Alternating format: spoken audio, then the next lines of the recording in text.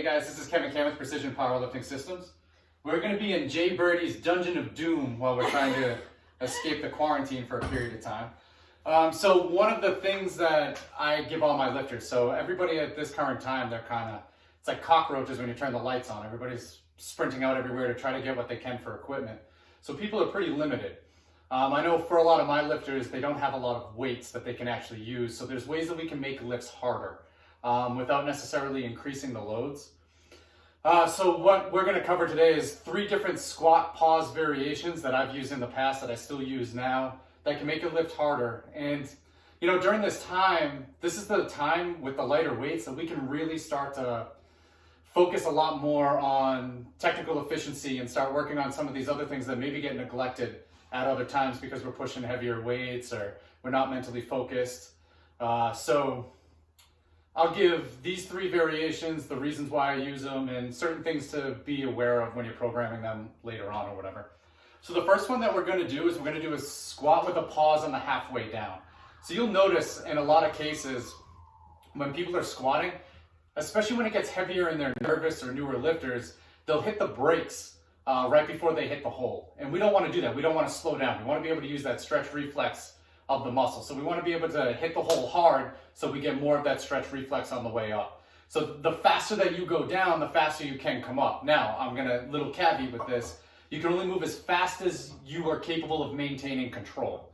So this is an exercise that can teach us how to pick up speed as we hit the hole while maintaining control. So what Jess is going to do here, we'll do 3 reps so you can kind of see me coach her through it. But she's going to pause on the halfway down, and from that pause, we want her to pick up speed and hit the hole. Now this is going to be faster than what she's typically used to squatting, so there's going to be some breakdown in technique, but through the reps and through the sets, we should get more efficient at doing it.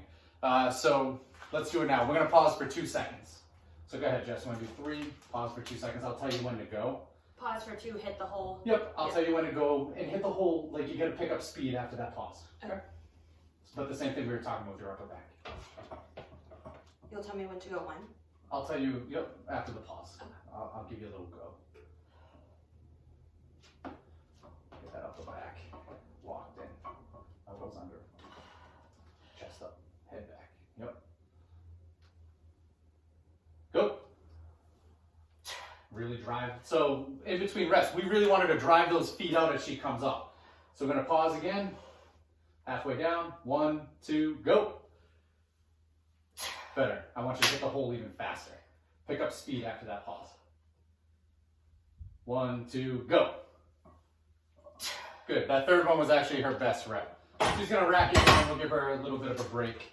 So this one's, I like this one a lot just because it gets people out of the habit of especially when we're using heavier weights. Like you literally will see lifters just really hit the brakes before they hit the hole. And this is a nice way to be able to train that habit. We usually do this on a second day, a second squat day. Sometimes I'll use it as like back downs after a max effort lift, but because we're so focused on the technique with using this variation, I don't like the lifter to be super tired when I'm using it.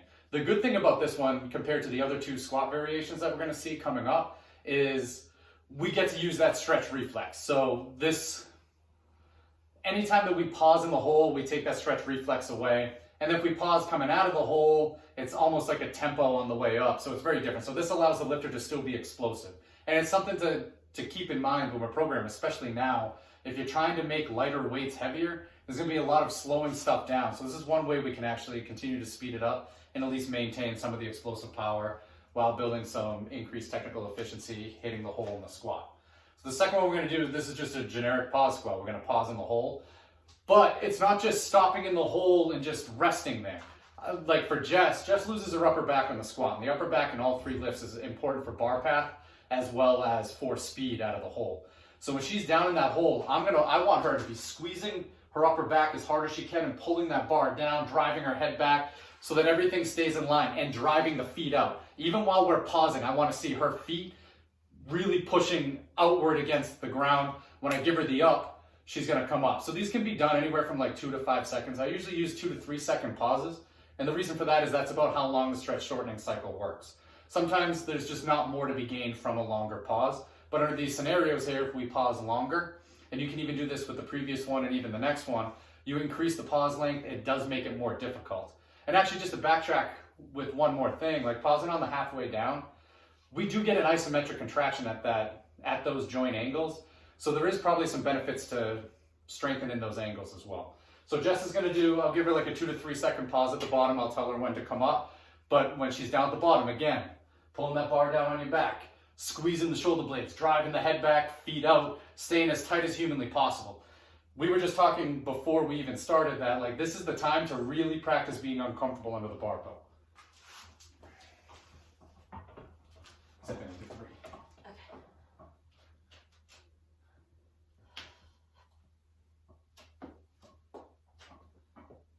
It's really up the back. Head back, ribs high. Go. Good, be more explosive out of the hole. We want to move as fast as humanly possible on every rep. Like we're lifting max weight. Up.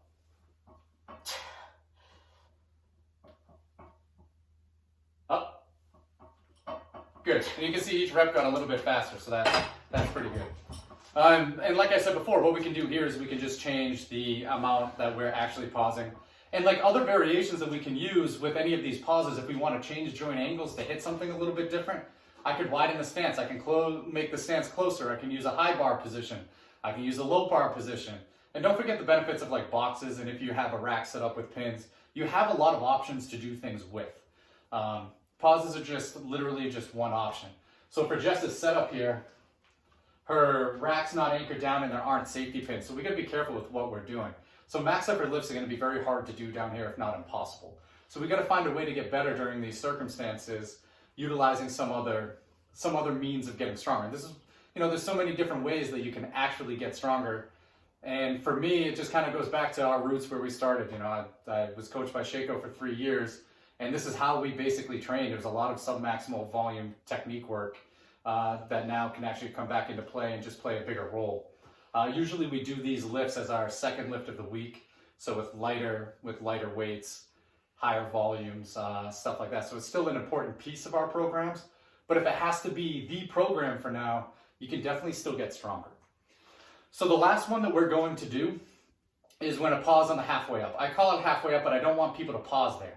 The bottom of the squat, so where we transition from going down to coming back up, this is typically where most technical faults are going to happen. You'll see pitching forward, you'll see all of those things. I think a lot of it has to do is because people psychologically, when they get down in there, they're just like, oh shit, this is where it feels heavy. So I like to call this the oh shit zone. So when we're pausing on the halfway up, what I really want to do is just pause a couple inches out of the hole where it still fucking sucks. Not when you get past that hard part and you're really halfway up and you could just hold twice as much as you're capable of squatting there. So this is different than the first one because it's going to slow the lifter down.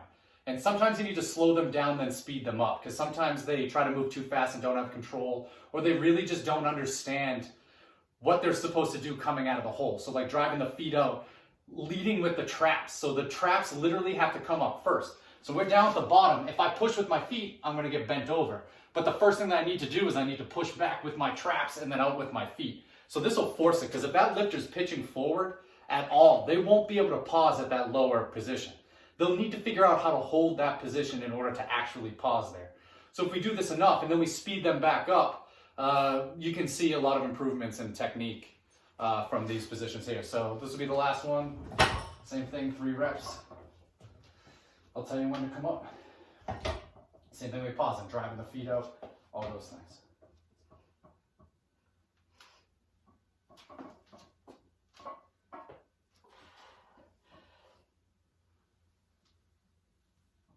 Up.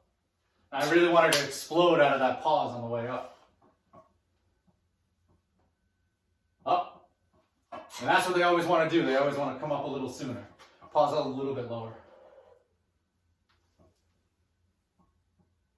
Up. And then when they do that, you can be a dick and make them hold it longer the next time. So that covers 3 typical pause squats that we use. Again, this last one, I know there's a lot of people who never do tempo on the concentric, but they'll use something like this. So pauses are basically tempo squats, just done a little bit differently. So that one's going to slow them down. The first one will speed them up, and then the one in the middle just kind of works on more like starting strength. being explosive out of the bottom. So they all have their places. You just got to be careful of doing too much slowing down at one time, because we definitely don't want to be moving lighter weights slower. But there's a benefit to be done here. So, you might want to put this at the end of the week and just be aware. So typically if I was doing something like this at the end of the week, I would use, and we're doing like a more like Shaco type thing, I would use something like bands or chains, something that just makes them be faster at the beginning part of the week. You could even use that first pause squat, the pause on the halfway down at the beginning of the week, and then one of the other two at the end. Just make sure you're getting enough where they're actually moving fast enough and you're not slowing them down for too long. It's all a timing thing too. If you can only squat 1 day a week and you do this for 2 weeks, you'll probably be fine, but just understand that if you are slowing yourself down at some point, you're gonna have to speed yourself up. I'm not sure how much I'll be posting, but you can follow me on Instagram. It's KWCan, our team, Precision Powerlifting Systems.